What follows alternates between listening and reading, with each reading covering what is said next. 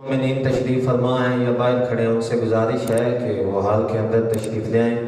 مجلس اعزا کا پروگرام شروع ہو چکا ہے۔ اب آپ کے سامنے حجت الاسلام والمسلمین علی جناب مولانا نصیر حیدر قومی صاحب آف ڈڈیال ذکر جناب شہزادی کونین سلام اللہ علیہ بیان فرمائیں گے۔ آغا صاحب کی صحت و سلامتی کے لیے جن مومنین نے ان پروگرامز میں تعاون کیا ہے، ان کے مرحومین کے بلندی درجات کے لیے بلند تر صلوات۔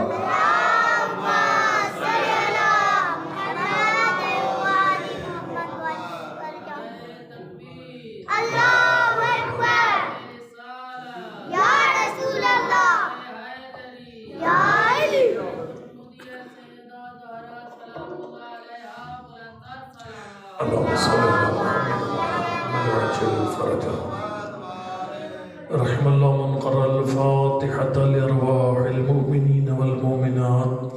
بسم الله الرحمن الرحيم. الحمد لله رب العالمين الرحمن الرحيم مالك يوم الدين إياك نعبد وإياك نستعين اهدنا الصراط المستقيم صراط الذين أنعمت عليهم غير المغضوب عليهم ولا الضالين. بسم الله الرحمن الرحيم. قل هو الله أحد الله الصمد لم يلد ولم يولد ولم يكن له كفوا أحد. بسم الله الرحمن الرحيم. قل هو الله أحد الله الصمد لم يلد ولم يولد ولم يكن له كفوا أحد. بسم الله الرحمن الرحيم. قل هو الله أحد الله الصمد لم يلد ولم يولد ولم يكن له كفوا أحد. اللهم اغفر المؤمنين والمؤمنات والمسلمين والمسلمات الأحياء منهم والأموات. اللهم تابع بيننا وبينهم بالخيرات إنك مجيب الدعوات إنك على كل شيء قدير. صلوات.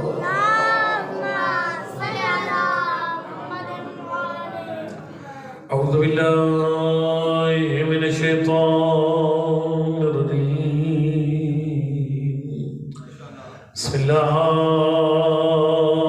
الرحمن الرحيم. الحمد لله رب العالمين.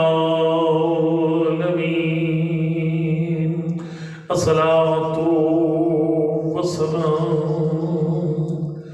على سيدنا ونبينا وحبيب قلوبنا وطبيب نفوسنا بالقاسم محمد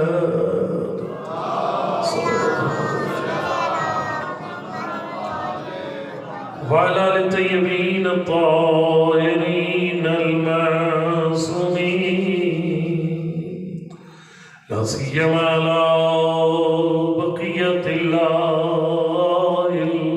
الأعظم روحي وروح الألمين للتراب مقدمه الفداء. أما بعد فقد قال الإمام علي بن أبي طالب عليه الصلاة والسلام كنت إذا نظرت إلي انكشف عني الهموم والأحزان. صلوات.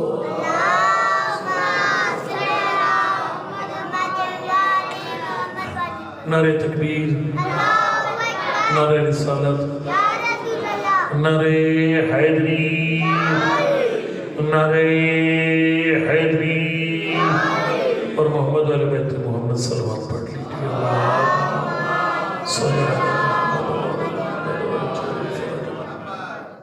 میں نے آپ کے سامنے جناب سیدہ کے متعلق مولا کائنات کے ایک فرمان کی تلاوت کا شرف حاصل کیا.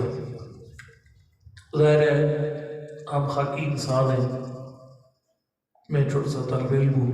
بڑے بڑے علماء جناب سیدہ کی عظمت کا حق ادا نہیں کر سکتے. تھوڑا تھوڑا جاگ کر بیٹھے.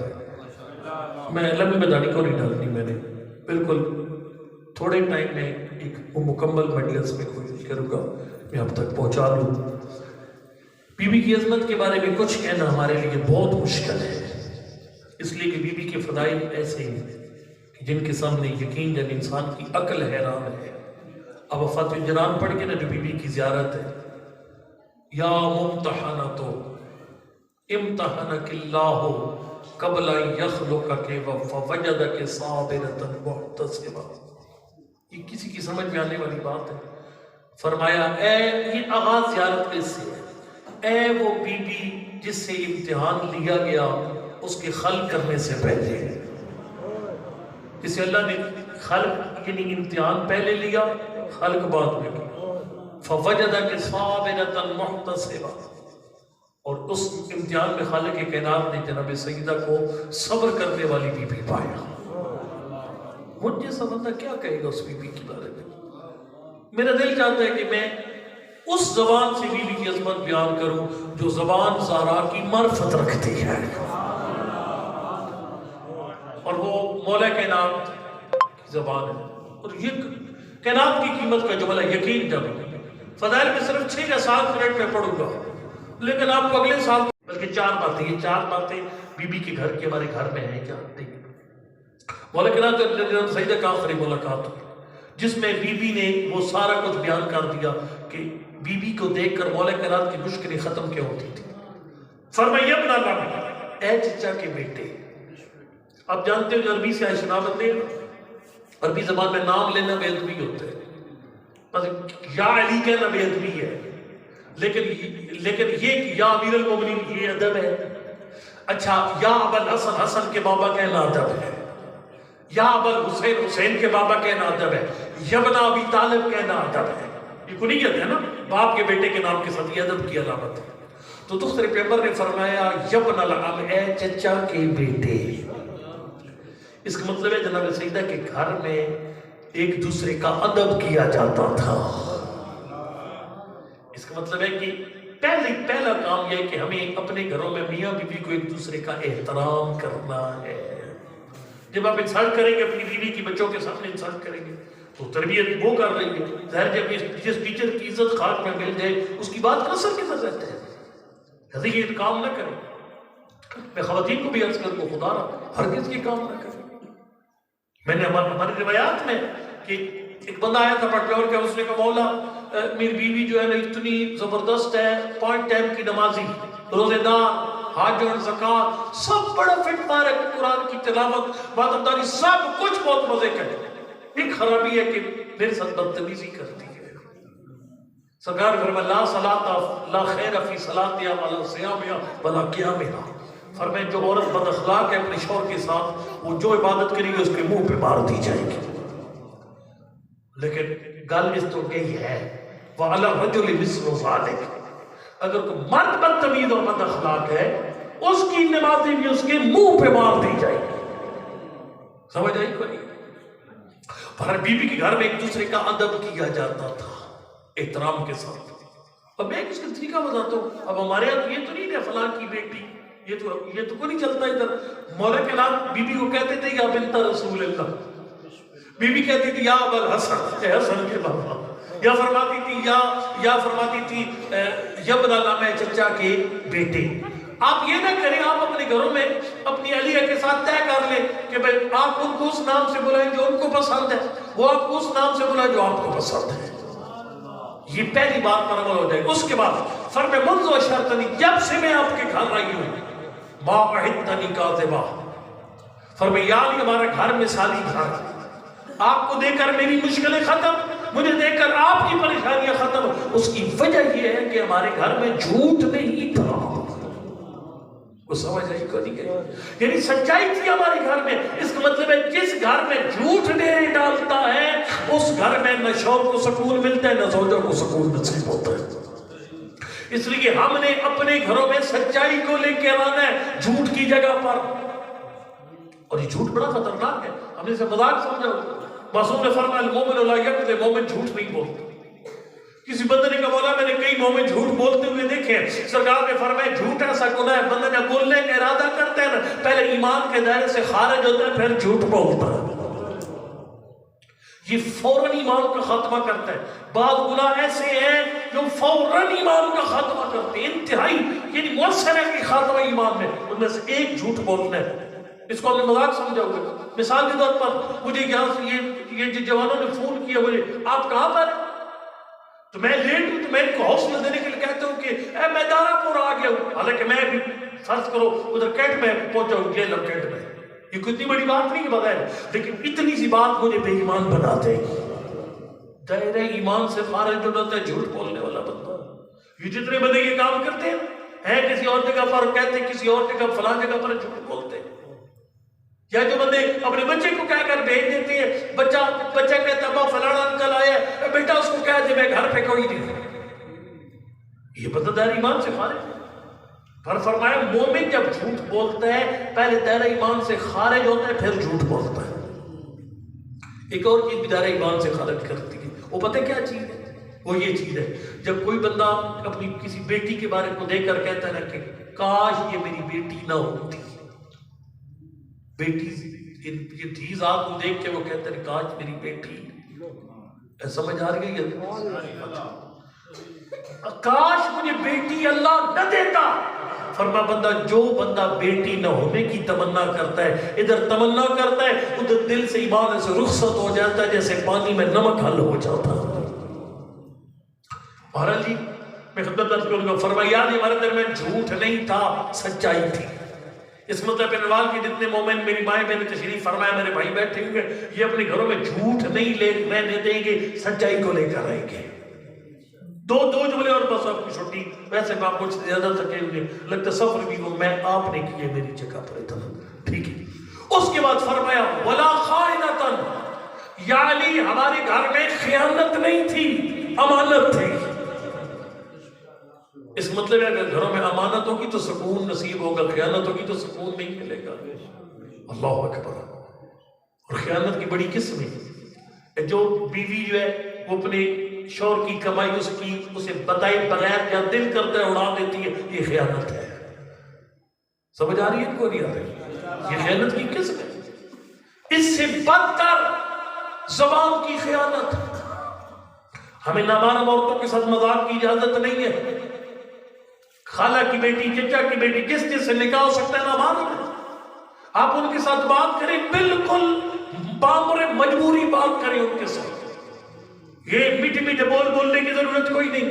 ہماری روایات میں جو بندہ اپنی کزن کو ہنسائے گا نا، مذاق کرتا ہے نامحرم خاتون کے ساتھ، من فاق امرأة حراما، جو کسی خاتون کے ساتھ حرام مذاق کرتا ہے تو وقف بکل کلمۃ فی النار الف عام، اسے ایک لفظ کے بدلے میں 1000 سال جہنم میں کھڑا ہونا پڑے گا. اسی مذاق سے تو برائی کے رستے کھلتے ہیں. ایک بہن وہ ہوتی ہے جو انسان کی ماں کی سگی بیٹی ہو. کزنیں بہنا، یہ کوئی بہنا کہنا کوئی نہیں ہوتی.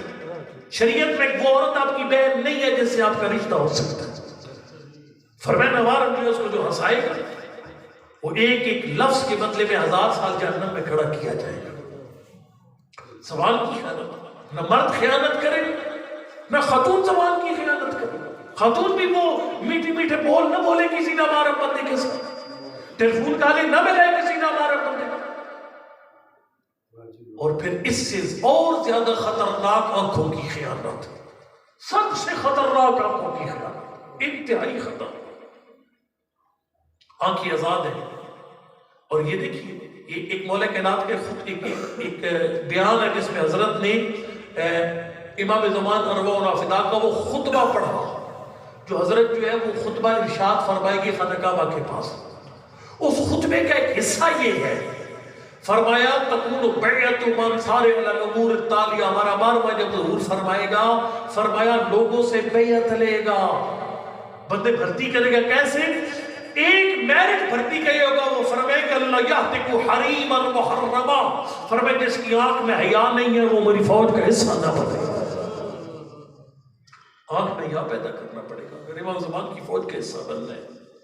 اپنے گھر میں ہماری روایات ہے، ہماری روایات میں کہ جو بندہ کسی نامحرم خاتون کو سامنے آئے اور اپنی نظریں جھکا لیتا ہے، فرمائے اللہ اس کی زوجہ میں وہ بھی عطا کرتا ہے جو اس میں نہیں ہے. ایک کچھ آیات لائن میں وَمِنْ آيَاتِهِ خَلَقَ لَكُم مِّنْ أَنفُسِكُمْ أَزْوَاجًا، یہ میری نشانیوں میں سے ایک نشانی ہے، میں نے تمہاری جانوں سے تمہاری بیویاں پیدا کی تاکہ تمہیں ان سے سکون ملے۔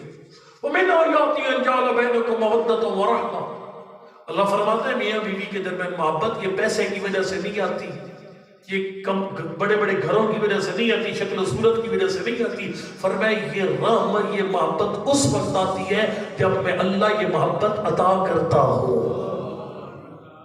یہ میری نشانیوں کو میں نہ ہوتی، میری نشانیوں میں سے میاں بیوی کے بیچ میں محبت۔ اور میں دعوے کے ساتھ کہتا ہوں جتنے میرے دوست بھائی بزرگ بیٹھے ہیں، آپ خالی ایک کام کرنا ہے آپ نے، الحمدللہ امید آپ کرتے ہوں گے مزید آپ کو پکا کار ہوں گے اس بات پر، آپ آیت نکلیں گے آگے پردہ دار بیوی ہے سر نیچے۔ اس موبائل میں کوئی ویڈیو آتی ہے جیسے کوئی ایسی عورت میں آئی سائٹ پہ کر دیں سر نیچے، آپ خالی کسی کی ماں بہن کے سامنے سر جھکانا شروع کر دیں، اللہ آپ کے گھر میں وہ نعمتیں عطا فرمائیں گے جو آپ کی سوچ میں بھی نہیں کی۔ محبت کی دولت خدا نے عطا فرمانی، وَمِنْ آيَاتِهِ أَن جَعَلَ بَيْنَكُم مَّوَدَّةً وَرَحْمَةً، ہماری روایات ہیں اس پر۔ ایک بندے نے خط لکھا تھا ایک عالم دین کو، اور خط سب کے گھر کی بات ہے، اس نے خط میں لکھا، اس نے کہا قبلہ جب میری شادی میری منگنی ہو رہی تھی، رشتہ طے ہو رہا تھا، تو میں سمجھتا تھا جس سے میرا رشتہ ہو رہا ہے یہ ایک ہی عورت ہے اور کوئی عورت نہیں پوری دنیا سب کچھ یہ ہے۔ لیکن اس نے کہا کہ جب وہ منگنی ہوگی تو اس میں 5-10 کا اضافہ ہو گیا، آپشنز اور آ گئے۔ میں سوچ میں پڑ گیا یا اللہ ادھر سے ہوتا تو کتنا اچھا تھا، پھر اس گھر سے ہوتا کہ اس گھر سے ہوتا کتنا اچھا۔ وہ نے کہا کہ اللہ جب شادی ہوئی تو پھر وہ 10-100 میں بدل گئی، 100 جگہ میری نظر تھی، فلاں جگہ سے کیوں نہیں ہوا، فلاں گھر سے کیوں نہیں، فلاں گھر سے کیوں نہیں، سمجھنا نہیں دیا اسے، سمجھنا نہیں، سونا نہیں بالکل۔ پھر اس نے کہا جب سال گزرا تو 1000 میں بدل چکی، اب 1000 جگہ میری نگاہ ادھر سے ہوتا ادھر سے ہوتا ادھر سے ہوتا، قبلہ سکون ختم ہو گیا۔ الدین نے بڑا پیارے جملہ فرمایا، انہوں نے فرمایا عیب تیری بیوی میں نہیں ہے، عیب تیری آنکھ میں ہے، تو اپنی آنکھ پہ قابو پا۔ اللہ اکبر، خالق تیری زوجہ میں تجھے سب کچھ عطا فرمائے گا، اپنی آنکھوں پہ کنٹرول کر۔ کہ یہ اشر چاہتے ہیں نبی سیدہ کہ اللہ کی ذات جزا خیر ہے جو جوان بزرگ کروا رہے ہیں، بہت اچھی سنت ہے، یعنی ہم نے اس جناب سیدہ کی شہادت کو محرم کے برابر لے کر جانا ہے، اور یہ کام الحمدللہ شروع ہو چکا ہے، پورے پاکستان میں یہ کام پھیل چکا ہے شرح فاطمی کا۔ اس کی جو ہے نا بیوی کے دشمنوں کو تکلیف بھی بڑی ہے، ہاں ہم نے لیکن ہم نے ان کو موقع نہیں دینا، کوئی وہ شرارت کرے لیکن ان کو تکلیف بڑی ہے، لیکن ہوتی نہیں ہمارا، ہم کسی کی تکلیف کریں کہ ہم سیدہ کا ذکر عبادت سمجھ کے کرتے ہیں، اجر رسالت سمجھ کے کرتے ہیں۔ ایک ہی اجازت ایک ٹاپک نہیں رہتا ہے کہ بلا ذرا پردے پہ بات کرنی ہے، میں ایک پردے میں نے جملہ پڑھ لا جواب کہنے لگا، قرآن کی آیت ہے، اللہ فرماتے ہیں پردہ خالی عورت کے جسم کا نہیں ہے، ایک اور پردہ بھی ہے، اس پردے کی طرف کوئی دھیان نہیں ہے، اور وہ لاجواب پردہ ہے، کتنا کمال پردہ سنیے گا، کل للمؤمنین یغضوا من ابصارہم، فرمائے جس طریقے سے خاتون کے پورے جسم کا پردہ ہے، یہ چیزیں ہتھیلیاں اور کہنے کی ٹکیوں سے باہر ہے، باقی پورے بدن کا پردہ ہے، فرمائے اسی طریقے سے مرد کی آنکھ کا پردہ ہے۔ مومنین کو کہہ دو جب وہ باہر نکلتے ہیں سامنے سے خواتین آتی ہیں، فرمایا اپنی آنکھوں پہ پردہ ڈال دے، اللہ اکبر، اپنی آنکھیں اتنی بند کر تجھے رستہ تو نظر آئے لیکن تو کسی خاتون کو پہچان نہ سکے۔ خاتون کے جسم کا پردہ، مرد کی آنکھ کا پردہ، اللہ اکبر۔ بہرحال یہ آنکھوں کی خیانت انتہائی خطرناک ہے، انتہائی۔ یہ خیانت جس آنکھ کی ہوگی وہ کبھی امام زمان کی فوج میں بھرتی نہیں ہو سکے گی۔ اور یقین جانیے میں ایک جملہ آپ کو عرض کروں گا، خدا جانتا ہے جوانوں اتنا یعنی کسی غیر عورت کو دیکھنے میں مزہ نہیں ہے جتنا آنکھیں بند کرنے میں مزہ ہے، یہ کبھی چیک کیجیے گا۔ اتنا موبائل پر گندی ویڈیو دیکھنے میں مزہ نہیں ہے جتنا اس کو اگنور کرنے میں مزہ ہے، اور تیرے پاس تو وسیلے بھی بڑے کرتے۔ ایک عالمدین نے بڑا پیارا جملہ پڑھا تھا اور کہتا شیعہ تیرے پاس تو گناہ چھوڑنے کے سبب بڑے پیارے ہیں، جوان جب تیرے سامنے تنہائی میں کوئی ویڈیو چلتی ہے ایسی موبائل پر ایک دم سے فیس بک پہ یا یوٹیوب پہ چینل پہ ایسے گندگی آ جاتی ہے تو اس کو اگنور کر ایک جملہ اپنے آپ کو کہہ کر، وہ ایک جملہ بڑا مزے کے میں آپ کو سناتا ہوں. سب گلی میں نکلے سامنے سے پردہ دار بیوی آ گئی ہیں، تو اپنی آنکھیں جھکا سکتا ہے ایک بات اپنے آپ کو، یہ بات پتہ ہے کیا ہے؟ یہ بات کہہ کر اپنے آپ کو مطمئن کر سکتا ہے خالق نے یہ آنکھیں حرام دیکھنے کے لیے نہیں دی، وہ زہرا کے یوسف کے دیدار کے لیے عطا فرمائی. جو آنکھیں اللہ نے امام زمان کے دیدار کے لیے عطا فرمائی ہے، میں کیوں نہ آنکھوں کے ذریعے سے کوئی غلط چیز. اور بڑا مزہ آتا ہے یقین جب اندر ویل ڈن کی آوازیں آتی ہیں، شاباش تو نے بہت اچھا کیا. بہرحال فرمایا ہمارے گھر میں خیانت نہیں تھی، امانت تھی. کافی تکلیف دی آپ کو. ایک صلوات پڑھے محمد علی.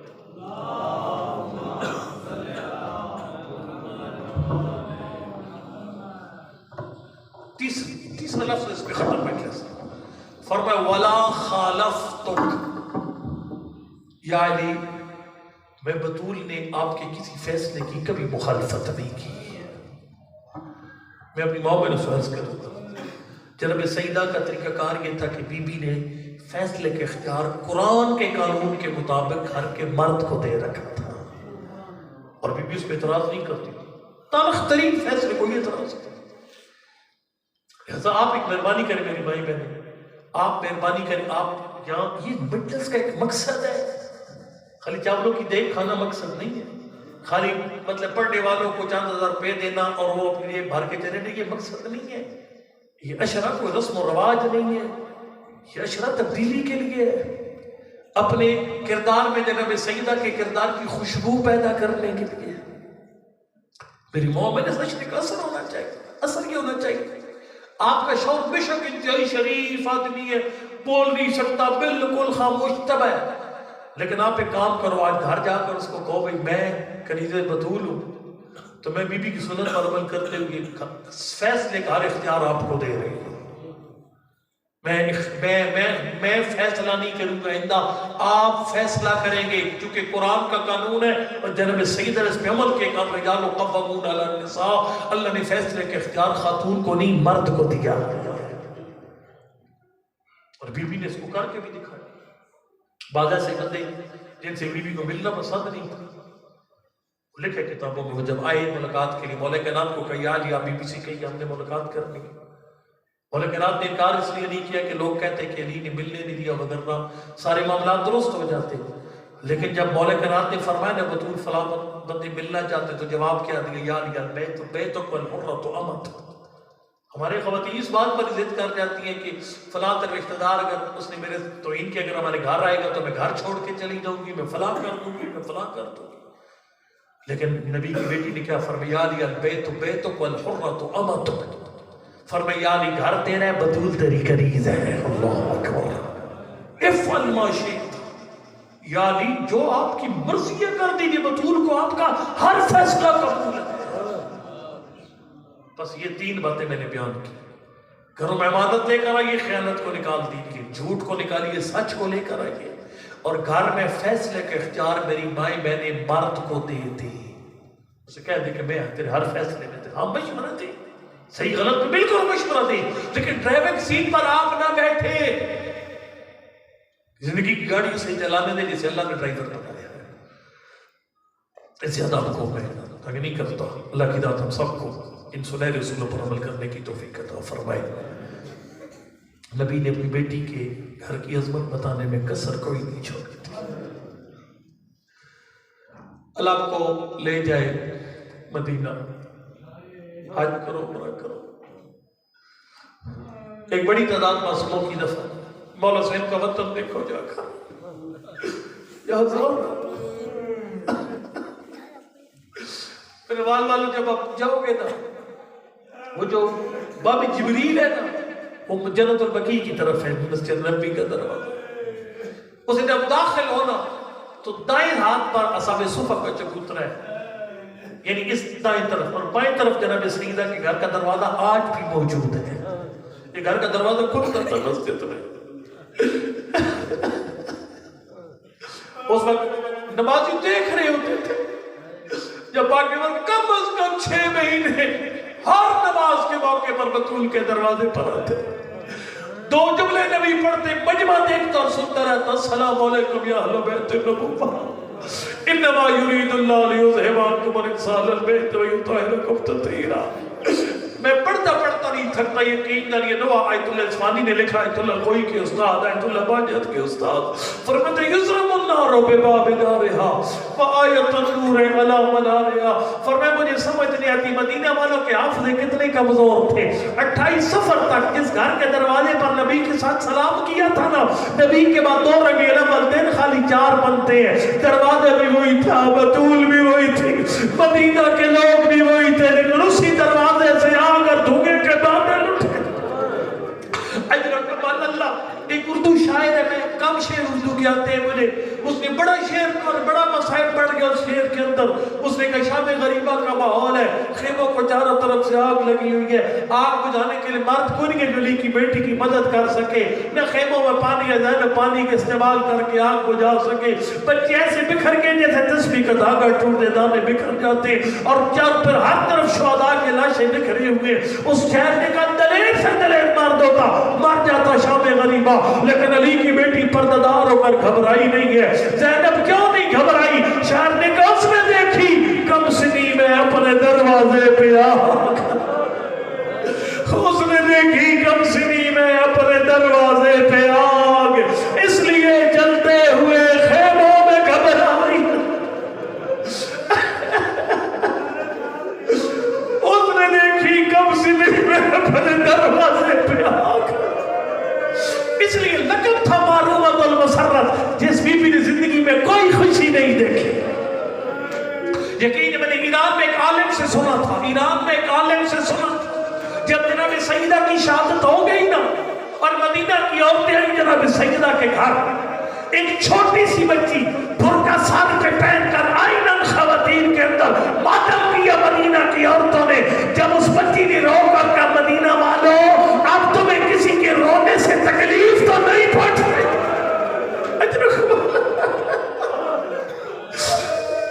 جس بی بی کے رونے کی تکلیف تھی وہ بی بی دنیا سے چلے گی، اب تمہاری نیند میں خلل تو نہیں پڑتا۔ اس نے دیکھی کم سنی میں، اس نے دیکھی کم سنی میں اپنے دروازے پہ اس نے دیکھی کم سنی میں اپنے دروازے پہ آگ، اس لیے چلتے ہوئے خیموں میں گھبرا گئے۔ میں جملہ چونکہ ظاہر ہے آپ نے اس جملے کو لیا مجھے شیخ مسائل پڑھنے کا شوق نہیں ہے یقین جانو، لیکن میرا دل چاہتا ہے کہ دل کر رہا ہے کہ جملہ یہاں پر اور پڑھ جاؤ، علی کی بیٹی کیوں نہیں گھبرائی؟ شہید مطاری نے اس کی شہید مطاری نے ایک اور وجہ بیان کی ہے، شہید مطاری کہتے ہیں علی کی بیٹی ذرا ذرا بات پہ غش کر جاتی تھی، اور عجیب بات کی کہا کربلا میں 2 طرح کی زینب، ایک آخری الوداع سے پہلے، ایک آخری الوداع کے بعد، یہ 2 الگ الگ زینب ہیں۔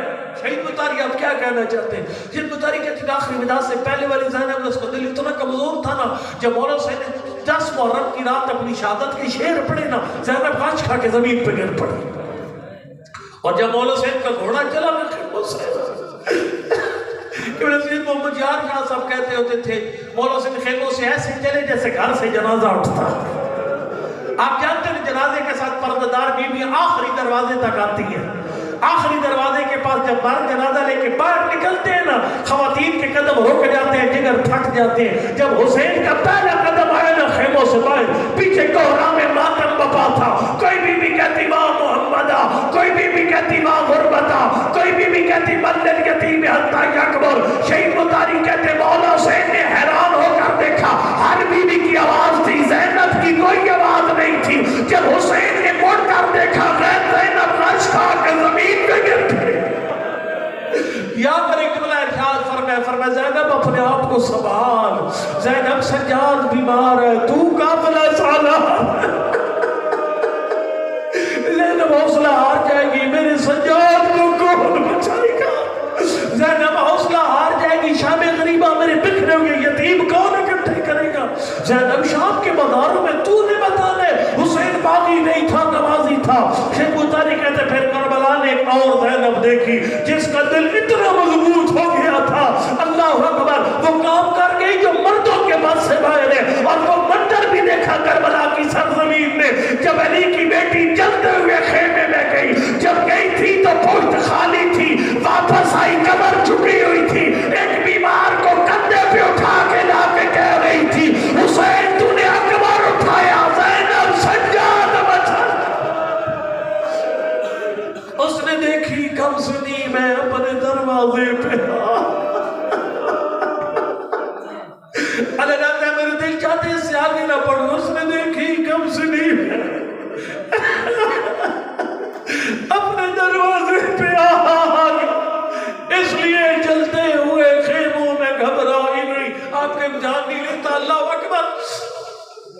یہاں پر پھر اس کے بعد علیہ فرماتے ظالمو اگر دروازہ جلا کے چلے جاتے نا ہم اتنا نہ روتے ہیں.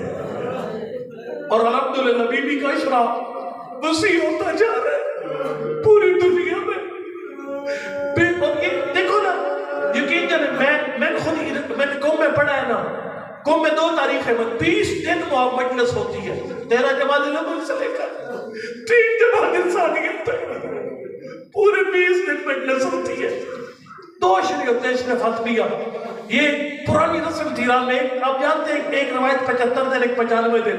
75 کے حساب سے 13 جماعت الاول, 95 کے حساب سے 3 جماعت ثانیہ. آیت اللہ الکریم ہے جب انہوں نے قوم میں مدرسوں کی بنیاد رکھی نا 2 دفعہ چھٹیاں کرنی پڑتی تھی. ایک دفعہ 3 کو, ایک دفعہ 13 کو. انہوں نے علماء کی کمیٹی بنائی تحقیق کر کے ایک تاریخ طے کر دو تاکہ 2 دفعہ کلاسوں کی چھٹی نہ کرنی پڑے قوم میں. کمیٹی بنا کر سبحان اللہ نے کمیٹی توڑ دی. کہانی تحقیق نہیں کرنا, دونوں دن چھٹی ہوگی بلکہ پورے 20 دن مجلسیں ہوگی.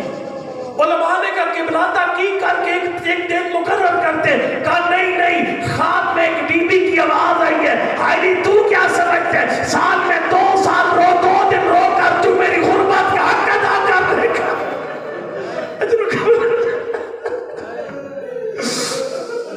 دروازہ جلا دیا تھا. ہمیں اتنا نہ روتے. کاش ایسے بات میں نے ظلم نہ کیا ہوتا. ظالموں نے کیا کیا دروازہ جلانے کے بعد. میری مجبوری ہے, میں نے کبھی عریان مصائب نہیں پڑھا. ذرا سر اٹھا کے دیکھنا. فرماتے دروازہ جلانے کے بعد کیا کیا. وَلَكِنَّ كَسْرَ ذِلْعِ لَيْسَ يَنْجَبِرُ إِلَّا بِصَدْصَامٍ عَزِيزٍ مُقْتَدِرٍ. فرمایا ظالموں نے وہ ظلم کیا جو امام زمان کے ظہور سے پہلے بھلایا نہیں جا سکتا. جب تک امام زمان اپنی ماں کے قاتلوں سے بدلہ نہیں لیں گے نا شیعہ روتے رہیں گے. وہ کون سا دکھ تھا؟ میں نے اس کا ترجمہ اشارے میں کروں گا. اللہ اکبر. آیت اللہ فرماتے ہیں رسم زمان ہے جب کسی گھر میں فوتگی ہو جاتی ہے نا مرد مردوں کے پاس افسوس کرتے, عورتیں عورتوں کے پاس افسوس کرتی ہے. مدینہ کی عورتیں خود بطول کو بابا کا پرسہ دینے نہیں گئی, گھر کے مرد بطول کے دروازے پہ بھیج دیے. اب جو مرد زہرا کو پرسہ دینے آئے تھے وہ خالی ہاتھ نہیں آئے تھے, اپنے ہاتھوں میں کوئی لکڑیاں اٹھا کے لائے تھے. ظالموں نے ایسا پرسہ دیا زہرا کی پسلیاں ٹوٹ. اجرکم اللہ, سیدہ کی پسلیاں ٹوٹ گئی. چونکہ آپ جانتے ہیں ہمارے پاکستان میں لمبے مصائب سننے کی آتی ہیں. ایران والے لوگ بامعرفت ہیں, ان کے ایک جملہ مصائب ہوتا ہے. پھر جملہ میں نے آپ کے سامنے پڑھا نا, اس پر قوم میں مجلس ختم ہو گئی تھی. آیت اللہ حسین انصاریان بہت بڑے عالم ہیں, ابھی بھی زندہ ایران میں موجود ہے, اللہ کو صحت طول عمر عطا فرمائے. انہوں نے یہ جملہ جب پڑھا نا بطول کی ساری پسلیاں ٹوٹ گئی. اتنا رویا مجمع, اتنا لوگ داڑھے مار کر روئے. اسی جملے پہ مجلس ختم. باقی مجمع رو کر اٹھ گیا, لیکن ایک مومن تھا جو اٹھ نہیں رہا تھا, فرق ادا پہ مسلسل بیٹھا ہوا تھا. آگے انصاریان آئے, اس کا کندھا لے مومن تو کیوں نہیں اٹھتا, فرق ادا سے مسلسل رو رہے. اس نے کہا قبلہ آپ کا جملہ مجھے کھا گیا. قبلہ نے کہا میں نے کون سا ایسا جملہ کہہ دیا. اس نے کہا آپ نے فرمایا بطول کی ساری پسلیاں ٹوٹ گئی تھی. فرمایا یہ سب کے بطول کی ساری پسلیاں ٹوٹ گئی تھی. اس نے کہا قبلہ میں آرتھوپیڈک سرجن ہوں, میں ہڈیوں کا ڈاکٹر ہوں, میرا میڈیکل کا شعبہ یہ کہتا ہے جس کی ایک پسلی ٹوٹ جاتی ہے اس کے لیے سانس لینا مشکل ہو جاتا ہے, اور جس کی ساری پسلیاں ٹوٹ گئی تھی جب سانس لیتی ہوگی کتنا تڑپتی ہوگی.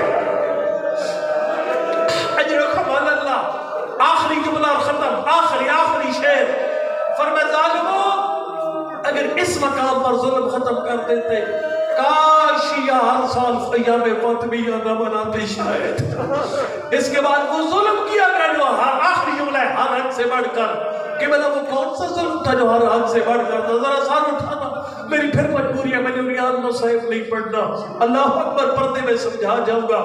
اس سے بڑھ کر کیا ظلم ہو سکتا ہے؟ بطول کی پسلی ٹوٹ جائے۔ توجہ کرنا، ذرا سار اٹھانا۔ فرماتے وجاوز الحد بالنطم الخد شدت ید الطغیان والتعدی۔ میں نے کسی مجلس میں شعر کا ترجمہ نہیں کیا، آپ کے سامنے بھی نہیں کرتا، لیکن قرآن کی آیت پڑھ کے تجھے دور سے سمجھا جاؤں گا۔ بطول نے کیوں فرمایا بابا تیری بیٹی پر وہ مصیبتیں آئی، سفید دنوں میں آتی سیاہ راتوں میں بدل جاتے۔ اللہ اکبر، اللہ نے اپنے پاک کلام میں فرمایا تبت یدا ابی لہب وتب، اور گلاب تیرے ہاتھ ٹوٹ گئے، تو نے میرے محمد کے رخسار پہ تماچا مارا۔ آیت اللہ کہتا ہے میرا مالک ٹوٹ گیا تھا وہ ہاتھ جو اٹھانا راکھی تھا۔ اجرکم اللہ، ٹوٹ جاتا وہ اٹھا زہرا مرضیہ کی طرف۔ عراق کے ایک مجتہد ہے، آخری سطر آپ کی محبت کو دیکھ کر اپنی دادی کا نوحہ لکھنے بیٹھے۔ سید نے کہا اس نے جب وہ ہاتھ اٹھا میری دادی کی طرف، میری دادی کے ساتھ ہوا کیا؟ اس نے کہا لا تسألنی سید، میں نہیں بتا سکتا اس ہاتھ نے کیا کیا، مجھ سے مت پوچھو۔ سید پھر کس سے پوچھے؟ سید کہتا ہے مسئلہ لؤلؤ قرطیہا، میری دادی کے بالی کے موتیوں سے پوچھ لو۔ لمن تصرت للا، وہ موتی خاک پہ کیوں گر گئے تھے؟ اور جو بہنوں اور بیٹیوں کے بھائی اور ماں بیٹھے ہو، جانتے ہو نا کسی پردگار کے بالی کے موتی کب زمین پہ گرتے ہیں؟ والعین لما تشبہ منہا، یا اس آنکھ سے سوال کر جس پہ سرخ نشان بن گیا۔ آپ کانگے میں رسی مقام نے ختم کر دیا، آئیے وہ کام کرے۔ قبر کی پہلی رات میرا ایمان ہے، پھر میری قبر میں پاک پیغمبر تشریف لائیں گے۔ یہ جہان بزرگوں نے اس پاکیزہ عشرے کا اہتمام کیا، ان سب کی برمین آج کی رات مولا کے پاک پیغمبر کے مہمان ہوں گے۔ اب جن جو صحبان مجھ سے پہلے پڑھ چکے، جو میرے بعد پڑھیں گے، جنہوں نے جس رنگ میں خدمت کی جہاز میں سر ڈالا، سب کے برمین آج کی رات مہمان بنیں گے پاک پیغمبر کے۔ ہمارے مرحومات کریں گے مولا نبی کیوں تکلیف فرمائے۔ فرمائے دیکھو میری بیٹی کی شہادت کی مجلس ہو رہی تھی، آخر مجلس سب نے مل کر میری بیٹی کے اس گھر پہ سلام کیا، میرے بعد جس گھر پہ کوئی سلام کرنے والا نہیں تھا، اس مجلس میں تیرا بیٹا، تیرا بھائی، تیری بہن موجود تھی۔ میں محمد مصطفیٰ اسی سلام کا جواب دینے تیری گھر میں آ گیا۔ السلام علیکم یا فاطمہ الزہرا، السلام علیکم یا بنت رسول اللہ۔ اللہ درجات بلند کرے۔ علامہ مولانا اظہر حسن زیدی مرحوم کے بھٹو دور میں ایک شیعہ سنی علماء کا وفد بنا کر مکہ مدینہ بھیجا گیا، اس میں اظہر حسن زیدی مرحوم خطیب آل محمد بھی شامل تھے۔ اللہ اکبر، جب وفد پہنچا، کوثر نیازی سربراہ تھا وفد کا، سارے وفد نے روضہ رسول پہ حاضری دی۔ 3 دن گزر گئے، علماء جاتے رہی، شیعہ سنی لیکن زیدی صاحب نبی کی قبر پر نہیں گئے۔ تیسرے دن شیعہ سنی علماء اللہ اکبر مل کر آئے کوثر نیازی کی سربراہی میں، قبلہ اب سید ہے، آپ اپنے نانا کی قبر پہ کیوں نہیں جاتے؟ یہ جملہ مصائب کا بہت بڑا جملہ ہے۔ زیدی صاحب نے رو کر کہا کوثر نیازی میری ایک مجبوری ہے۔ قبلہ کیسی مجبوری؟ فرمایا جب بھی کسی صاحب اولاد بندے سے ملاقات کی جاتی ہے، اس سے پہلا سوال کیا جاتا ہے بتا تیرے بچوں کا کیا حال ہے۔ میں نے اپنے نبی سے پوچھوں گا نبی تیری زہرا کا کیا حال ہے، نبی اپنی میں قبر میں تڑپ جائے گا۔ زہرا کی قبر کا کوئی نشان تھکنی میں نے 2 جملے پڑھنے، اللہ اکبر۔ آیت اللہ بی بی کے دکھ لکھتی آ رہے ہیں، دکھ لکھتی آ رہی ہے۔ ایک ایسا مقام آیا جس پر آیت اللہ کا قلم رک گیا، میرے موبائل میں کتاب موجود ہے، آیت اللہ نے نکتے ڈال کر شعر کو مکمل چھوڑ دیا. سنے گا کون سا جو تھا جس کو آیت اللہ کا قلم بیان نہیں کر سکا. فرماتے بی بی جس دروازے کو جلایا گیا دروازہ لکڑی کا تھا، لکڑی کو آگ لگی، لکڑی راکھ ہو گئی، لکڑی کوئلہ بن گئی، لیکن اس دروازے میں تو لوہے کے کیل لگے ہوئے تھے. جب لوہے کو آگ لگی لوہا گرم ہو کے آگ بن گیا تھا. ظالم نے پیر کی ٹھوکر ماری، سامنے سے جلتا ہوا دروازہ، پیچھے پتھروں کی دیوار. ان گرم کیلوں نے زہرا کے ساتھ کیا کیا؟ فرماتے لست ادری خبر ان مسماری، ان کیلوں کا مجھ سے نہ پوچھ. تاکہ آخری جملہ ختم ہوگی، مجلس ہاتھ اٹھا دعا کے لیے شرم نہ کر، میرا مالک اس فرش ادا کو عبادت میں شمار فرماؤ. ان جوانوں بزرگوں کا یہ پوری مجلس عبادت میں شمار فرماؤ. اس خط کی نجات کو شرف قبولیت عنایت فرماؤ. ہم سب کو بی بی کی سیرت پہ عمل پیرا ہونے کی توفیق عنایت فرماؤ. ہمیں آنے والے دنوں میں بی بی کا غم منانے والوں میں شمار فرماؤ. باران رحمت کا نزول فرماؤ، خوش سالی کا خاتمہ فرماؤ. اس سارے مجمع کو اگلے سال کربلا کا چہلم نصیب فرماؤ. میرے اللہ حاضرین کے حوالے شریعہ فرماؤ، پوری فرماؤ. اس پروگرام میں تعاون کرنے والوں کے دکھ در پریشانیاں دور فرماؤ. روایت نے 50 مومن مل کر مانگتے سارے جھولیاں بھر لیتے. پروردگار مجھے نہیں پتہ کون سا مومن اولاد مانگنے آیا